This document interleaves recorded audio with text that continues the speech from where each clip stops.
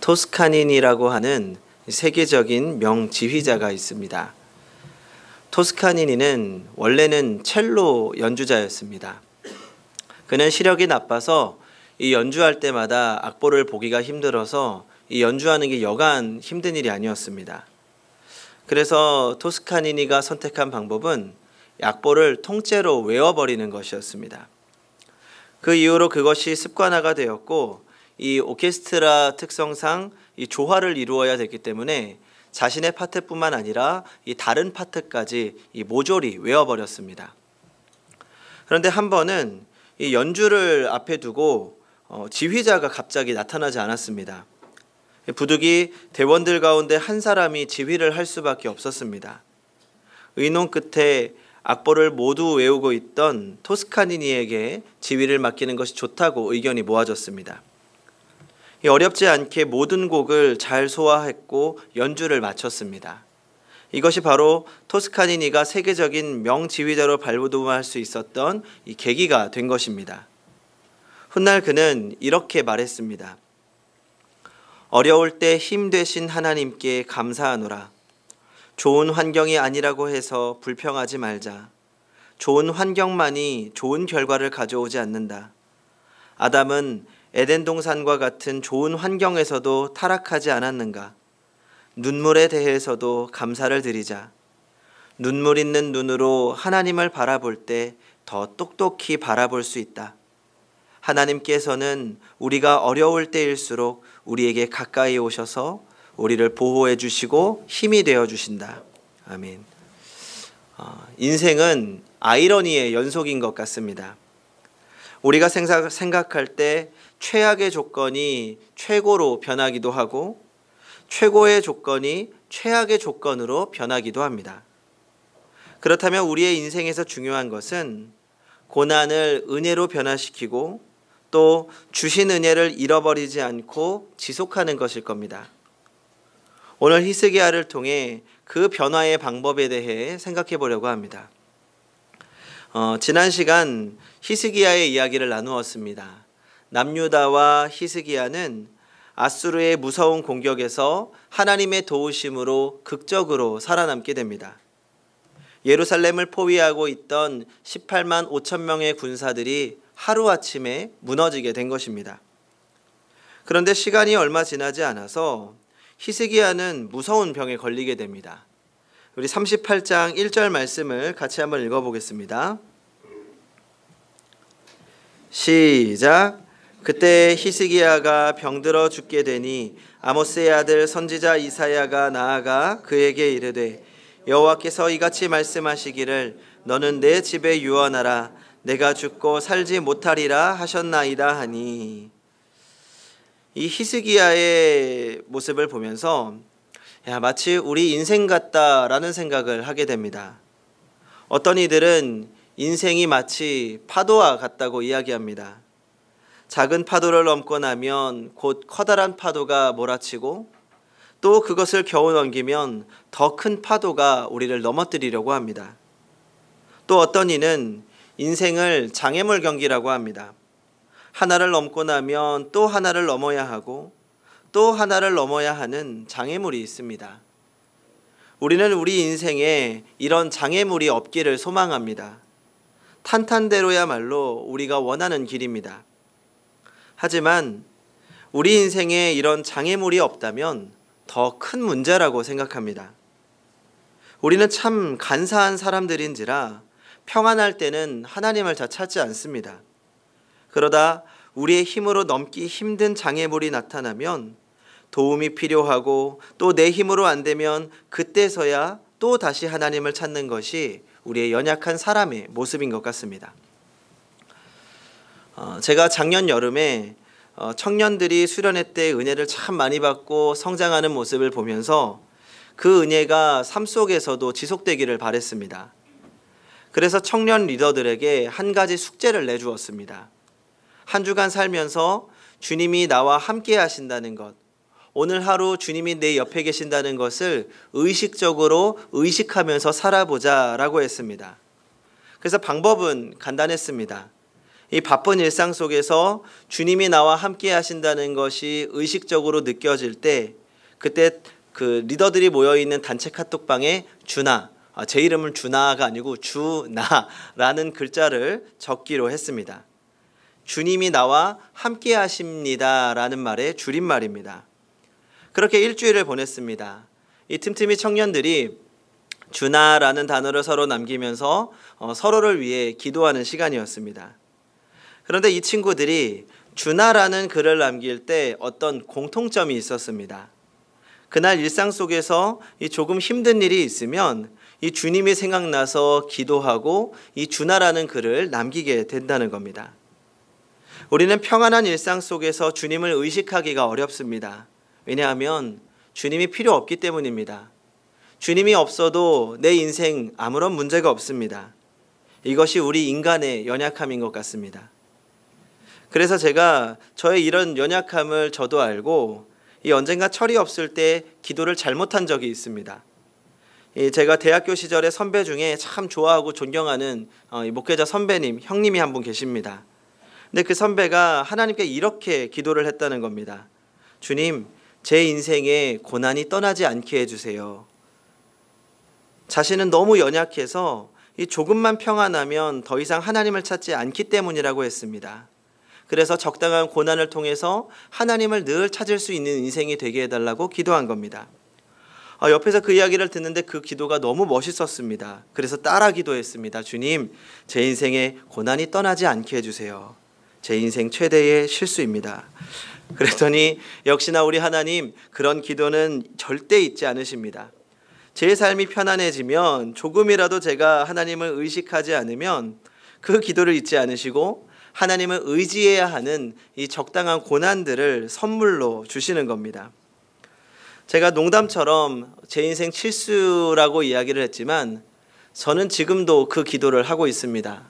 주님, 제 인생의 고난이 떠나지 않게 해주세요. 그리고 힘든 일이 다가올 때마다 그 기도를 기억합니다. 그리고 다시 기도합니다. 혹 주님, 제가 주님과의 관계가 멀어졌습니까? 이 고난을 통해 다시 주님을 보게 하시니 감사합니다. 주님, 내가 이 고난을 극복하고 주님과 동행하게 하여 주시옵소서. 그렇게 고난 속에 주님과의 관계가 회복되면 이 놀랍게도 저를 힘들게 하던 문제들이 더 이상 문제가 되지 않는 것을 경험합니다. 문제는 해결되지 않았습니다. 하지만 더 이상 그 문제들이 저에게 장애물이나 문제로 다가오는 것이 아니라 하나님과의 관계를 회복하는 통로로 바뀌게 되는 것입니다. 그리고 그 문제를 통해서 하나님이 주시는 은혜를 더 깊이 누리게 됩니다. 성도 여러분, 고난은 은혜의 통로입니다. 이 이야기처럼 우리를 힘들게 하는 말이 없지만 주님은 우리에게 넘지 못하는 어려움은 주시지 않습니다. 그 모든 상황을 통해 나를 봐 라고 말씀하십니다. 지금도 주님은 우리가 주님을 바라보기 원하십니다. 그러면 우리가 주님을 바라볼 때 모든 것이 변하기 시작합니다. 승리를 이끌고 변화를 누리던 히스기야에게 병이 찾아왔던 것은 어쩌면 주님께서 히스기야를 부르고 있다는 생각이 듭니다. 히스기야가 죽을 병에 걸리자 당시 선지자였던 이사야가 찾아와서 이제 당신이 죽게 되었으니 마지막으로 유언을 남기라고 이야기합니다. 히스기야는 그 말을 듣자마자 하나님께 기도하기 시작합니다.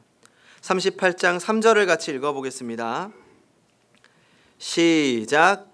이르되 여호와여 구하오니 내가 주 앞에서 진실과 전심으로 행하며 주의 목전에서 선하게 행한 것을 기억하옵소서 하고 히스기야가 심히 통곡하니. 이전에 자신이 했던 종교개혁 그리고 유월절과 같은 예배를 회복했던 것을 하나님께 말씀드리면서 주님, 내가 주님을 위해 선한 일을 했던 것을 기억하십시오. 저를 고쳐주십시오 라고 간절히 기도합니다. 어떻게 되었을까요? 그러자 하나님께서는 히스기야의 기도를 들으시고 그 수명을 15년을 연장시켜 주십니다.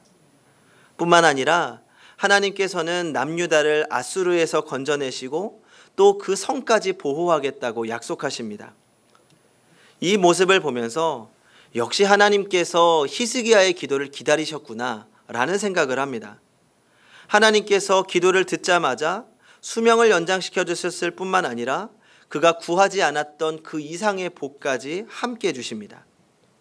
그런데 여기서 우리가 주목해야 될 것은 히스기야는 병이 낫기를 기도했는데 하나님께서 그 이상의 것을 주셨다는 것입니다. 하나님께서 왜 기도한 것 이상의 것을 주셨을까요? 제가 예전에 대학교를 다니면서 용돈이 참 많이 부족했습니다.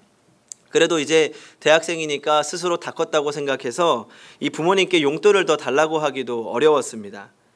그래서 부모님한테 말 못하고 이 전전긍긍하다가 어렵게 어머니에게 이야기를 꺼냈습니다. 엄마, 점심 사 먹게 10,000원만 주세요. 떨리는 마음으로 처분을 기다렸습니다. 다행히 어머니께서 알겠다고 대답하시더니 지갑을 뒤적거리시는 겁니다. 그리고 저에게 용돈을 건네주셨습니다. 그런데 깜짝 놀랐습니다. 왜요? 10,000원이 아니라 30,000원이었기 때문입니다. 할렐루야. 우리 어머니 넉넉하십니다. 제가 평소에 조금 힘들어하고 있었는데 그것을 지켜보고 계셨던 겁니다. 우리 아들 돈 없는데 잘 지내고 있나 걱정하고 계시다가 제가 정말 필요해서 어머니께 도움을 요청했더니 모자라지 않냐고 더 넉넉하게 주셨던 겁니다. 이게 부모님의 마음이 아닐까요? 제가 아이를 낳고 나니 그때 어머니의 마음이 더 깊이 이해가 됩니다. 내가 지금 당장 정말 없어서 못 주거나 혹은 자녀들의 교육을 위해서 안 주고 참기도 하는 거지, 자녀가 힘들고 어려울 때 그만큼, 아니 그 이상으로 채워주고 싶지 않은 부모가 도대체 어디 있겠습니까? 자녀에게 원하는 것 이상으로 주고 싶은 것, 자녀가 원하는 것 이상으로 더 해주고 싶은 것이 부모의 마음인 것 같습니다. 히스기야는 단지 하나님께 자신의 생명을 살려달라고 이야기했지만 하나님은 그것뿐만 아니라 그 나라까지도 지켜주시겠다고 약속하십니다. 눈물을 흘리며 간절히 기도하는 히스기야는 하나님의 마음을 감동시켰고 기도했던 것 이상의 것을 주신 것입니다. 성도 여러분, 하나님은 우리에게 더 주시기를 원하시는 분입니다. 우리가 하나님의 뜻에 따라 기도하고 원하면 하나님은 우리에게 필요하다면 기도하는 것 이상해 주실 것을 확신합니다. 그러므로 기도하시기 바랍니다. 계속해서 말씀을 살펴보겠습니다. 히스기야가 나라도 구원받고 병에 걸렸다가 나았을 때 이웃 나라에서는 새로운 나라가 성장하기 시작합니다. 그 나라는 신바벨론 제국입니다. 이 신바벨론은 옛날 고대 바벨론의 영화를 꿈꾸면서 이 주변을 장악해 가기 시작합니다. 커다란 적으로 남아있던 아수르가 예루살렘에서 패배하자 이 바벨론은 더욱더 급속한 속도로 성장합니다. 이 아수르는 정복지에 대해서 굉장히 강력하고 혹독하게 정복을 하면서 다가갔지만 이 바벨론은 좀 달랐습니다. 겉으로는 부드럽게, 하지만 정복한 땅에 대해서는 확실하고 철저했던 제국입니다. 이 바벨론에도 히스기야가 죽을 병에 걸렸다가 나았다는 소식이 들렸습니다. 그러다 이 바벨론의 왕이었던 무로닥 발라단이 히스기야가 병에 나은 것을 축하하면서 이 사절드렁을 통해서 글과 예물을 보냅니다. 이런 예물을 받았던 히스기야의 기분이 어땠을까요? 엄청난 제국에서 지금 막 성장하는 나라에서 자신에게 예물을 보내자 굉장히 기분이 들뜨기 시작합니다. 그리고 이상한 짓을 합니다. 39장 2절을 한번 같이 보겠습니다. 39장 2절입니다. 시작. 히스기야가 사자들로 말미암아 기뻐하여 그들에게 보물창고 곧 은금과 향료와 보배로운 기름과 모든 무기고에 있는 것을 다 보여주었으니 히스기야가 궁중의 소유와 전 국내의 소유를 보이지 아니한 것이 없는지라. 이 히스기야가 사자들에게 자신의 나라에 있는 자원들, 군사시설, 그리고 무기까지 다 보여준 겁니다. 마치 저기 중국에서 누가 사절단을 보냈는데 이 나라에 있는 군사시설은 다 보여주면서 한 겁니다. 왜 그런 걸까요? 사실 묻기도 그렇죠. 자랑하려고 그런 겁니다. 히스기야는 편지와 예물을 받고 무척 기뻤습니다. 마치 자신의 뛰어난 지도력에 의해서 아수르를 극복한 것처럼 우쭐해지고 또 이 모든 것들이 자신이 준비한 군사시설들을 보여주면서 우리나라가 이렇게 튼튼하다, 자주 국방력을 보여주는 겁니다. 또 한 가지는 의도적으로 자신의 나라의 힘을 보여준 겁니다. 우리나라는 이렇게 많은 식량과 군사가 있다. 우리가 아수르를 물리쳤을 뿐만 아니라 너희가 지금 한창 성장하고 있는데 우리나라도 만만치 않은 나라다라는 것을 보여주는 겁니다. 그런데 이건 하나님의 도움으로 구원을 받았던 히스기야의 행동이 아니었습니다. 히스기야와 유다를 구원하신 것은 누구의 능력이었습니까? 하나님의 능력이었습니다. 그런데 히스기야는 그것을 잊고 여전히 하나님을 신뢰하지 못하고 있던 겁니다. 만약 히스기야가 그렇게 찾아왔던 사자들을 향해서 나를 낫게 하신 이도 하나님이시오, 그리고 우리를 구원하신 이도 하나님이십니다 라고 이야기했다면 얼마나 좋았을까 생각해 봅니다. 사람은 참 받은 은혜를 쉽게 잊어버리는 것 같습니다. 그러면 우리가 하나님께 받은 은혜를 얼마나 지속할 수 있을까요? 그러면 다른 말로 바꿔보면 우리가 받은 은혜의 유통기한은 얼마나 될까요? 전 길면 3달, 빠르면 1시간인 것 같습니다. 받은 은혜와 상황에 따라 달라집니다. 하지만 중요한 것은 한 번 받은 은혜가 우리의 평생 지속될 수는 없다는 겁니다. 평생 지속될 수 있는 은혜는 없습니다. 한 번 받은 은혜로 우리의 인생이 완전히 달라질 수 없습니다. 히스기야는 아수르를 무너뜨리는 기적을 체험한 사람입니다. 하룻밤 사이에 18만 5천 명이 죽은 기적을 체험했습니다. 불치병을 하나님의 은혜로 고침받았습니다. 그런 기적을 체험했는데 오늘 이런 실수를 하는 겁니다. 그런데 사람이 그런 것 같습니다. 그러면 우리가 어떻게 날마다 주님의 은혜를 고백하고 또 그 은혜를 최대한 지속하면서 살 수 있을까요? 제가 지난 성경 공부를 참석하는 도중에 참 좋은 이야기를 하나 듣게 됐습니다. 우리가 하나님께 받은 은혜, 하나님께서 도와주셨다는 것을 경험하고 감사와 찬양을 그 순간에는 드리지만 우리가 너무 금세 쉽게 잊어버린다는 겁니다. 그래서 한 분이 제안하기를 내 삶에 하나님이 일하셨던 순간들을 기록하고 또 자주 봐야 된다는 겁니다. 그 기록을 보면서 하나님이 나에게 베풀었던 은혜를 자꾸 돌이켜보는 겁니다. 그러면 그런 기록들이 쌓여가면서 그래, 그때는 하나님께서 이렇게 일하셨지, 그때는 이렇게 함께 하셨지, 그때는 하나님께서 이렇게 일하셨지, 과거에 하나님께서 나의 문제를 해결해 주시고 함께 하셨던 것을 보면서 지금 나에게 닥쳐있는 현재 문제 속에서도 하나님을 신뢰하고 문제를 하나님께 맡길 수 있는 동력이 된다는 겁니다. 참 저도 좋은 방법이라고 생각하고 성도님들께 추천하고 싶은 방법입니다. 왜냐하면 이스라엘 백성들이 유월절과 같은 절기를 지켰던 것도 같은 맥락이라고 할 수 있습니다. 이 유월절은 애굽의 노예로 있던 이스라엘 백성들이 이 해방된 것을 기념하면서 지킨 절기입니다. 이 유월절 준비는 이 절기가 시작되기 한참 전부터 집을 청소하고 사업장을 깨끗이 청소하면서 시작됩니다. 그리고 유월절 첫날에는 저녁 만찬 행사로 히브리어로 세데르라고 하는 식사 의식이 있습니다. 이 세데르는 조상들이 노예 생활을 하다가 해방된 것을 이 구체적으로 되새기면서 기념하는 의식입니다. 가족 전체가 한 상에 둘러앉아서 식사를 하면서 출애굽기 이야기를 담은 이 하가다라는 책을 함께 읽는 겁니다.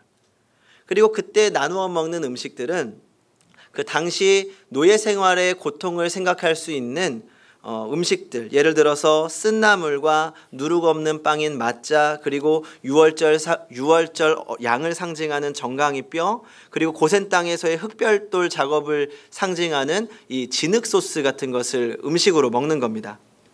그런데 이 유월절 식사에서 가장 중요한 시간은 출애굽 사건을 재현해서 이야기하는 시간이 있습니다. 단순하게 누군가 한 사람이 스토리텔링을 하는 것이 아니라 4개의 질문과 답변으로 이루어집니다. 그 의식에 따라서, 전통에 따라서 가장 어린 자녀부터 4개의 질문을 하게 됩니다. 첫 번째는 우리는 왜 맛자를 먹습니까? 두 번째는 왜 이 밤에 우리는 쓴나물을 먹습니까? 그리고 이 밤에 파슬리를 소금에 2번 찍어 먹는 이유는 무엇입니까? 그리고 또 나물을 하루셋에 왜 찍어 먹습니까? 왜 우리는 유월절 음식을 뒤로 비스듬히 기대어 먹습니까? 이렇게 질문을 하면 아버지나 인도자가 답변을 해주고 또 자녀가 질문을 하면 인도자가 답변을 해주면서 출애굽기 이야기를 재현하는 겁니다. 이 유월절 의식의 목적은 두 가지입니다. 첫 번째는 과거에 이스라엘을 구원해 주셨던 하나님의 은혜를 기억하고 오늘 구원해 주셨던 것을 감사하는 겁니다. 그리고 두 번째는 구원해 주신 은혜를 기억하면서 살아가야 된다는 겁니다. 잊지 않기 위해서 은혜를 되새기는 겁니다. 우리에게도 참 중요한 일인 것 같습니다. 그래서 가족들의 은혜의 일기를 작성해 보는 것도 참 좋은 일인 것 같습니다. 하나님께서 가정에 베풀어 주신 은혜를 노트 한 권에 같이 기록하는 겁니다. 아버지의 문제에 함께 하셨던 하나님, 자녀의 문제에 함께 하셨던 하나님, 가족의 은혜 일기를 작성해 보는 거죠. 그렇게 명절이나 절기의 은혜를 읽어보고 나누는 겁니다. 그렇게 우리가 받은 은혜를 기억할 때 은혜를 기억하며 지켜나갈 수 있습니다. 하지만 그것만으로는 충분하지 않다고 생각합니다. 받은 은혜만 세어본다면 어느 순간에는 그저 형식적인 기억이 될 수 있습니다. 마치 우리가 부활절과 크리스마스를 매해 반복하지만 어느 순간 형식적으로 맞이하는 것처럼 말입니다. 그래서 우리는 늘 매일 날마다 새로운 은혜를 구해야 합니다. 하나님은 우리의 위기 상황에만 도우시는 하나님이 아닙니다. 늘 우리 삶에 역사하시며 매일매일 날마다 우리에게 새로운 은혜를 부어주십니다. 과거에 주신 은혜에만 얽매여 살아가서는 안 됩니다. 한때 헌신했던 기억, 한때 도움받았던 기억으로 사는 것이 아니라 하나님께서 날마다 우리에게 주시는 은혜로 우리의 삶을 매일 새롭게 해야 합니다. 오늘은 오늘의 은혜로 살아야 합니다. 하나님은 오늘 우리에게 은혜를 주시는 분입니다. 조셉 프린스 목사님의 날마다 새로운 은혜라는 글이 있습니다. 나의 친구여, 내일의 문제가 불안스럽게 다가오는 것을 볼 때 두려워하거나 당황하지 마십시오. 하나님을 바라보세요. 그의 은혜와 구원이 당신을 구원하시는 것을 바라보십시오. 하나님은 당신이 내일의 문제에 대한 걱정으로 가득 차 있는 사람이 아니라 걱정 없는 삶을 살기를 원하십니다. 내일이 오면 하나님의 은혜가 당신을 돕고 보호하고 호의를 베풀고 불가능을 가능하도록 하실 것입니다. 날마다 새로운 은혜를 구하십시오. 성도 여러분, 먼저 그동안 우리 삶에 역사하신 하나님의 은혜를 기억하시기 바랍니다. 그리고 오늘의 은혜를 구하시기 바랍니다.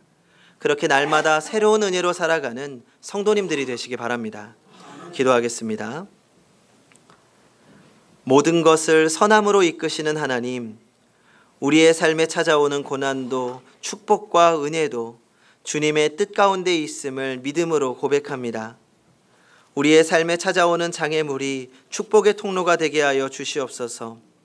문제 속에서도 주님을 바라보며 주님 안에서 승리하게 하여 주시옵소서. 또한 우리에게 주신 축복이 하나님께로부터 왔음을 잊지 않고 늘 주신 은혜를 묵상하고 또 날마다 새로운 은혜로 살게 하여 주시옵소서. 예수님의 이름으로 기도하옵나이다. 아멘.